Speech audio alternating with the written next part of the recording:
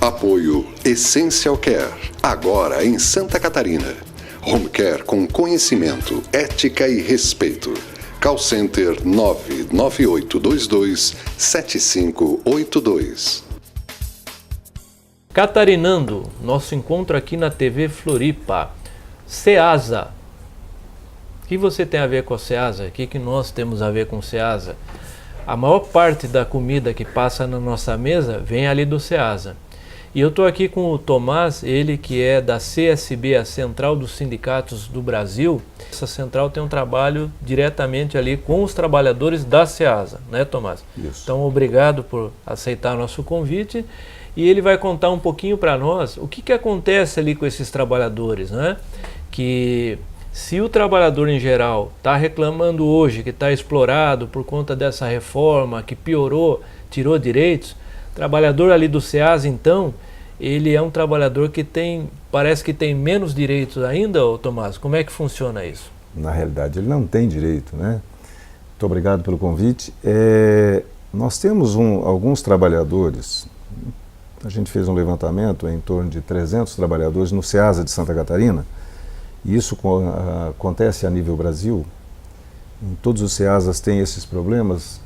O único Ceasa que é mais ou menos organizado é o CEAGESP de São Paulo, os outros estão em processo de organização. E o nosso aqui, que funciona em São José, nós temos dois tipos de trabalhadores ali.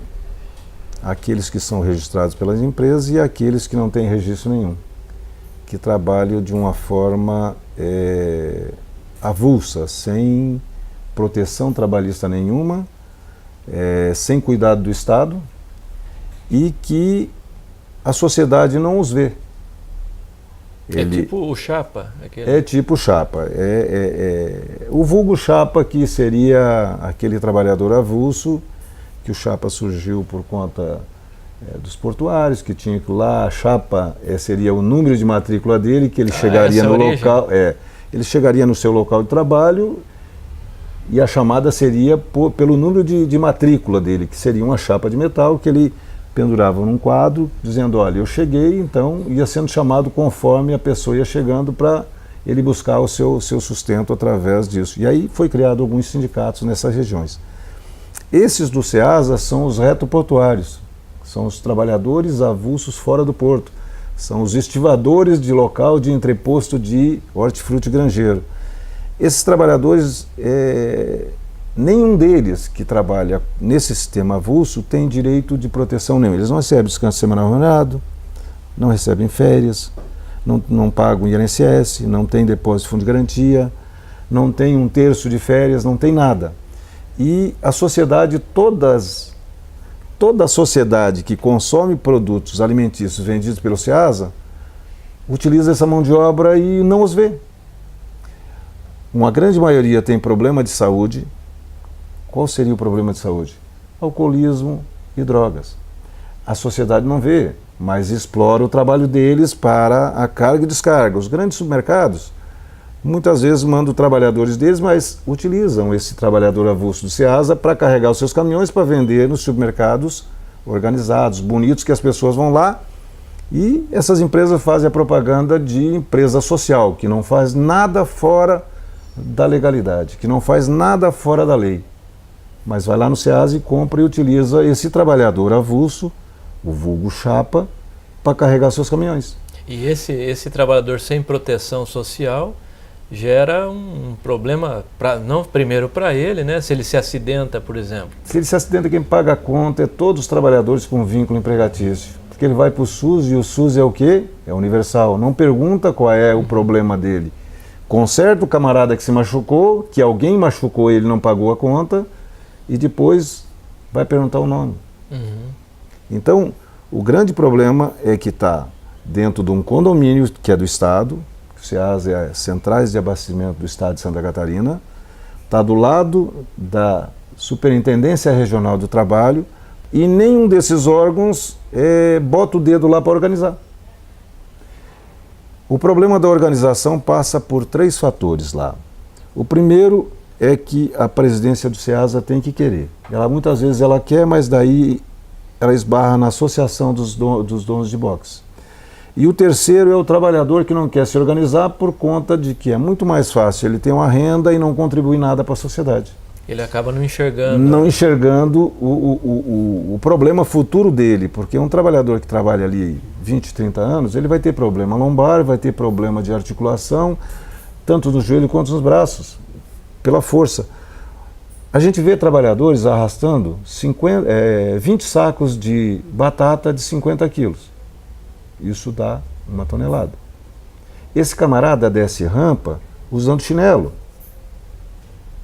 Então, se não tem equipamento nenhum de proteção, olha o risco que esse trabalhador está correndo e o Estado sabe.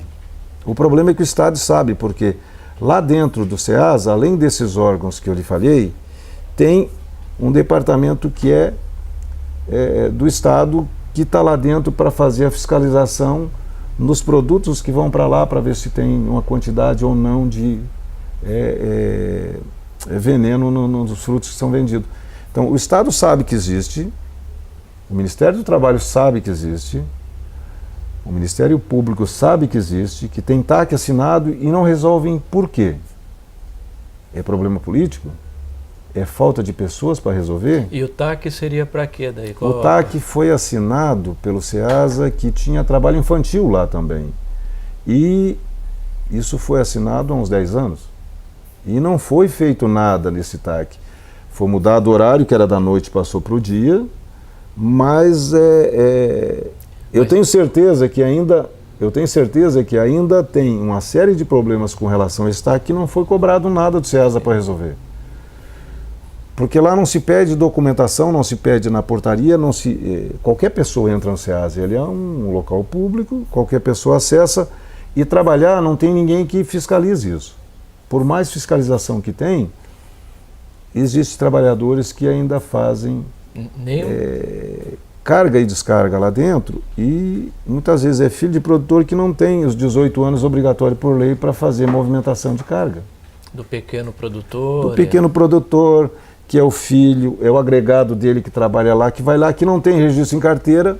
Isso a gente tem levantamento, o SEASA nos forneceu isso.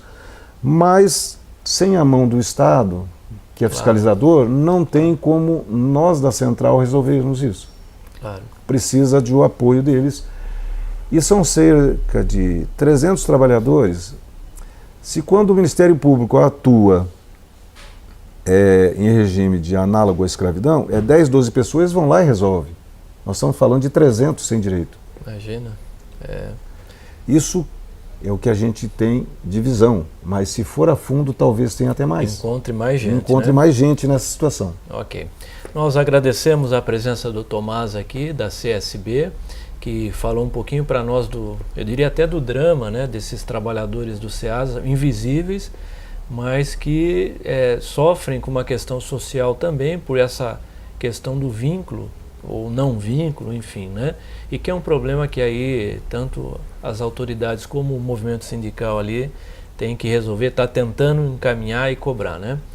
Tomás, agradecemos mais uma vez e agradecemos a você que tem nos acompanhado. Até a próxima. Apoio Essential Care, agora em Santa Catarina. Home Care com conhecimento, ética e respeito. Call Center 99822 7582.